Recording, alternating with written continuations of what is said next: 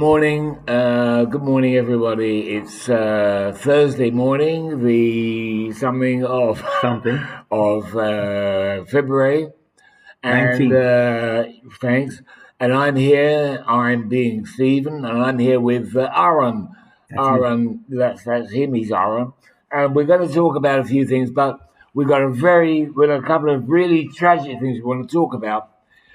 So that'll be a bit later. But right now, we're worried. Both of us are very worried about Iran. Well, we're quite worried. In fact, actually, I'm not worried at all. But the thing is that, Iran is in the news quite a little bit. And my take of it is that I think I think America is going to attack Iran. I really do. I don't know when. I don't know how. But it's in the air. I feel it in my water. I really do. Something is going to happen very soon because Trump said so. And everything he says normally, I believe in totally. What is your take on this, my dear friend? My take is that on Saturday, the USS Ford and the USS Lincoln, Lincoln. they're gonna strike. Now, how long it's going to take and what form and where, nobody knows. I don't think yet the decision has been made by the American government. But we'll wait to see on Saturday, Sunday, or the next few weeks what's going to be happening. I think it's going to be sooner than later, and I really do. I hope it happens because Iran is a bad player. When you have theology, When you have what? a dictatorship that's based on theology, Okay. there's nobody to talk to because it's more important than anything in people's lives. It doesn't matter, and they can kill their own people. You don't think they care? And that leads us to the next subject. Oh, right. Well, that's very true. So we finished with Iran now. We both know where we stand on that. Let, let's talk about a problem which is facing the army in Israel, and that is the inclusion of women in the army. That means, not men, as it were. Anyway, Real women. yeah, real women. And we're not just talking about religious women, any women. That's women who, can give birth. At this day and age, we have to, decide what they are, what women are. Anyway, these women we're talking about, they are ladies, in fact. Anyway, they won't allow, or we're not sure if ladies will be allowed to fight in tanks with men, gentlemen. I mean, can you see ladies and gentlemen in the same tank? I think it's an issue for the religious people. I don't think they like it at all, or maybe they like it too much. In any event, they are. But how would they do it? How would they? Why not? Why not? Why wouldn't they be able to do that? I think that they'll be able to do it because, for example, Bezalel Smotrich, who is the minister of the finance minister here in Israel, he says he's going to try and educate his daughter not to go to the army. I think that's a tragedy. That's another tragedy. I think that the division here that we have in Israel it's a shame.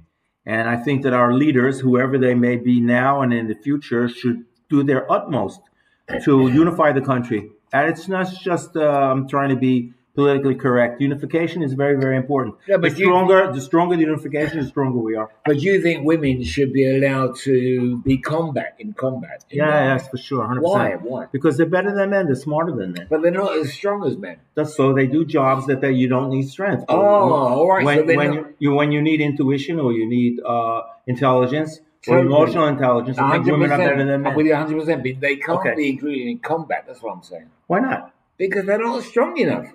Strong enough to what? To run, to fight, to somersault. They run faster than me, and they run faster than you. No, and they're very capable, and I think they are. They're actually right now in the IDF. You have women who are pilots, so you need strength for that as well. That is different. Why are there no world record holders amongst women more than men? I mean, answer me this simple question. All right, let's talk about Tucker Carlson. Can I rest my case? You can rest it. Okay. Let's talk about Tucker Carlson. All right, Tucker Carlson. I've heard the name mentioned a lot in the news, and I haven't got a clue who he is, what he is, why they're talking about it. Can you please, I'll fill you in. Tucker Carlson was a former broadcaster on Fox News, very right-wing, and now he's been fired by Fox News. He's working on his own. He's being paid by Qatar. But wait a minute, isn't Fox News, isn't that meant to be like a right wing? Well, it is. They fired him because, can you imagine? He was too right wing even for them. He's too right wing. Right. So that's like the. Is he an evangelist? Is he like, one of those? Oh, he's a strong Christian, but I don't hold that against him. And what would you? No, the fact that he came to the Israeli airport and went to and he interviewed the American ambassador in Israel. His name is Mike Huckabee. He interviewed him and he said that he was interrogated and he was dragged. And even Huckabee said himself that's not true. That they were treated well. They were brought to the VIP room. It's just more proof that Tucker Carlson is an anti-Semite, and he'll do anything to bash Israel. Wait a minute. Tell me about it, because it's an interesting point. How many right-wing or real extreme right-wing people hate Israel in America? I mean, is it a big thing? It's not, surely. No, mostly evangelists love Israel, and they see it as part of the Christian prophecies. And as long as they feel that way, that will continue. However, there are people on the right who, like Candace Owens, or there's a former Marjorie Greene, who was a former Congresswoman, who said that about the Jewish lasers. So you got to watch out for these people. So what you're saying basically is Tucker Carlson and Candace Owens, they're like mentally challenged. Probably. No, I'm not saying that they're mentally challenged. You can say it. I won't say it.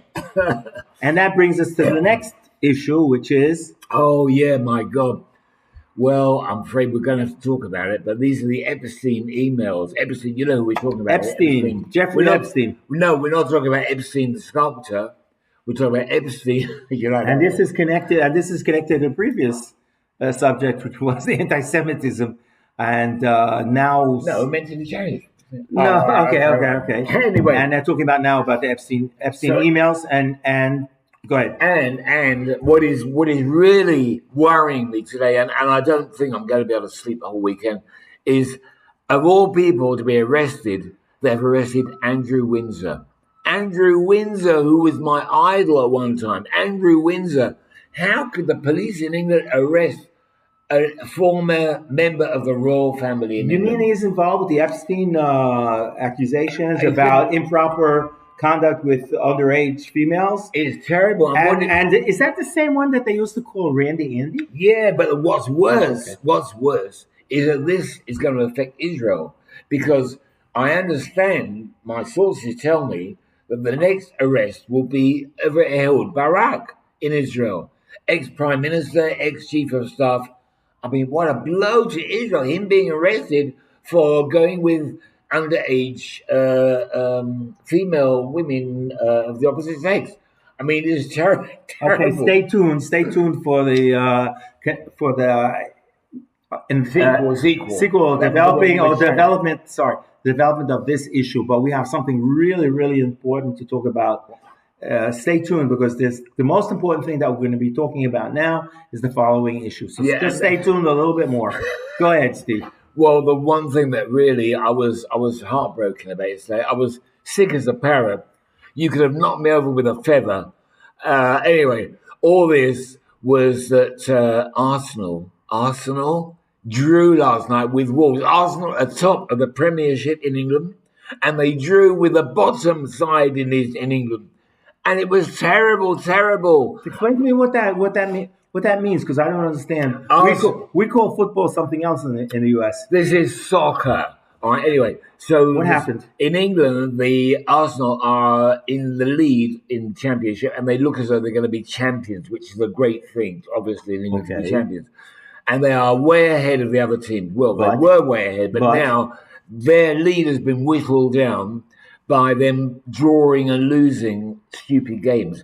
And last night was the case in point. I see. They've been losing. They have been losing. So they're not great. Well, the funny thing is, unfortunately, Arsenal have been coming in second a load of times. They are known as the best runners-up in the business, and that's not good enough. And that's why all the fans are going crazy. I'm at my wit's end, as it were, figuratively. And this is very interesting for all our US listeners about soccer in England, about Arsenal. I know. Anyway, You being the head of Arsenal here in Israel. No, I was at one time. You were the representative for Arsenal in Israel, so you're biased. Okay. Yeah, I know. All right. Anyway. Okay. So that was my personal tragedy. Now the other one that's coming up now, which is more serious, is that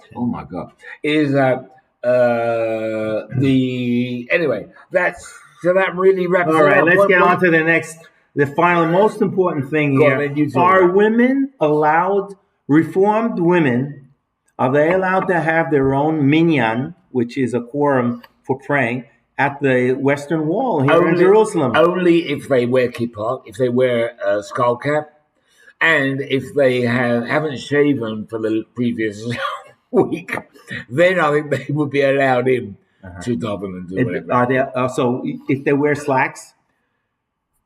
No, you mean trousers? Trousers, I mean American slacks. Pants, dungarees. No, they must wear underpants. It's very important. All right, but so I'm not talking about and trousers. But here it's an issue. It's another divisive issue here in Israel, because the ultra-Orthodox are against women praying together with men, and also for Reform, people from the Reform denomination in Judaism to be praying directly at the Western Wall. No, the prohibition actually refers to women praying next to men, and those women are at that moment in their monthly